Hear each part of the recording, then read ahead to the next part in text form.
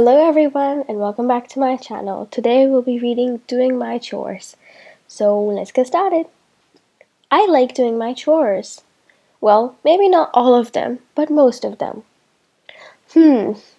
Maybe not most of them, but a lot of them. Okay, maybe not a lot of them, but a few of them.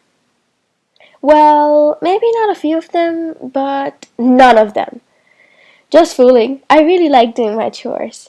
When I do my chores, it helps my mommy and daddy, and as you know, mummies and daddies sometimes need a lot of help. When I do my chores, it makes me feel important, and I like to be important, don't you?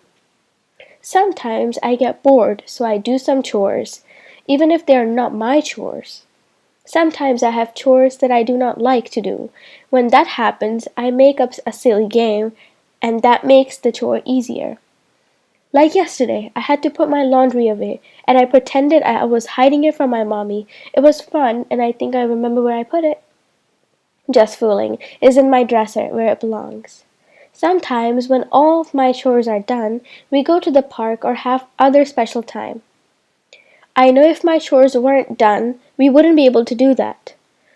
So be important and have some fun. Do your chores until they are done. Thanks for listening.